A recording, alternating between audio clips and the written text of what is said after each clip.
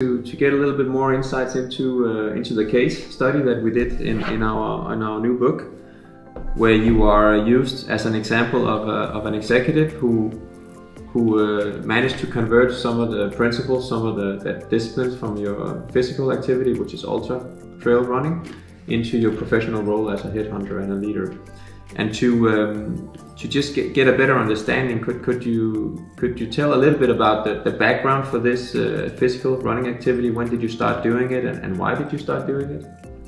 Absolutely. Thank you for the invite. This is Dion's home, by the way, and we've synchronized the dress code, as you can tell. So, I appreciate the question, and this is fun, turning the tables a bit. I think the correlations with endurance running or endurance sports and work, corporate work, are interesting and obvious. It's around process, and it's around breaking down challenges, it's around preparation, and ultimately setting yourself up for slick execution in environments and in situations that are not predictable, absolutely not, many variables, but following process and breaking things down into its molecules and preparing yourself headwise for a clean and comprehensive execution. I think it's exactly the same approach I would take to running 100k on a mountain, to what I would pursue as a headhunter, what I would pursue in terms of planning the business, and in terms of leading and trying to coach and direct my colleagues in the business. But Jacob, you were a headhunter and a leader before you started doing ultra trail running, which I understand you did in 2016. So did you apply the structure, the discipline from your professional work into the running, or was it vice versa?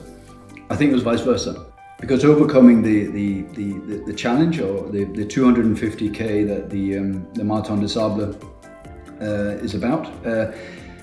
The logistical component and the mental preparation and the physical preparation is what that race is all about.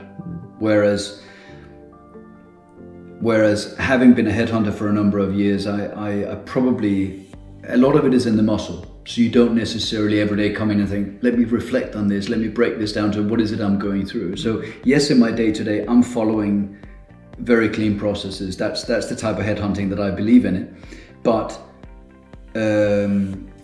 starting, as you said, not too long ago on the running, it's forced me down the path of really reflecting on how do we break this down into components. And that is one takeaway that I've taken and adopted then in business. The correlations are obvious, and the advantages of adopting the same mindset and the same approach are clear.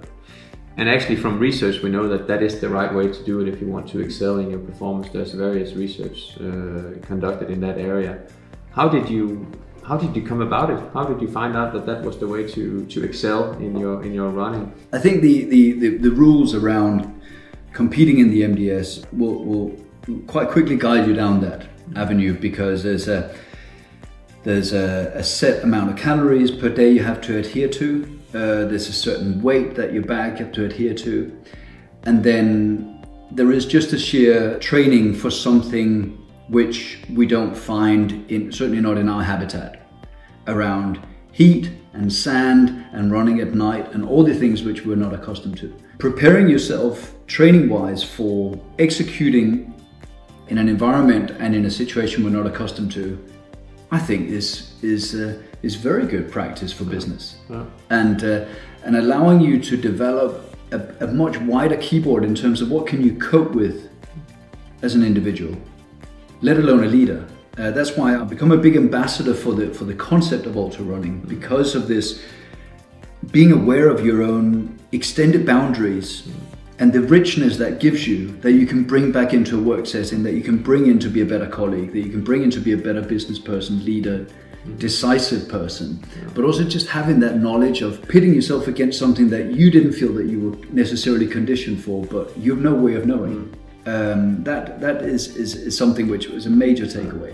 If I talk to some of your employees, some of your key stakeholders about Jacob before and after you conducted into this activity, what kind of difference do you think they would highlight? I like to think that they would put me down as having come back with completely different empathy levels, perhaps less inclined to sweat the small stuff, literally, and perhaps also more prepare to back myself. What is increased confidence? And it's not necessarily kind of this type of I'm strong, whatever. It's a deeper level of self-belief, which you could label as confidence or self-confidence, but I feel is richer than that. It's not about the win. I was far from winning, by the way. I couldn't have been further from winning. This was about getting to the end. But I think you do come away as a greater sense of accomplishment, greater belief in itself, and I think all those elements will make you a better leader. Yeah. Do you think this is unique for you, or do you think it was the right time in your life to go into such a process? Do you think it was the activity itself that really triggered this insight? I would categorically say that insight is uniquely down to having faced those challenges, and having been in situations that you would not choose to be in, having faced those situations and come through. When you don't actually have to, you could pull out of the race at any time. Overcoming those periods of severe adversity and coming out on the other side, it's a huge development moment. And no, I don't think it's unique to me either. It's consistent when I interview ultra runners, some of which are in corporate settings. In fact, we're doing a study with 50 ultra runners who are either in C-suite roles or in some sort of leadership roles, and we're doing that with Thomas International to try and get a deeper insight to some of these elements.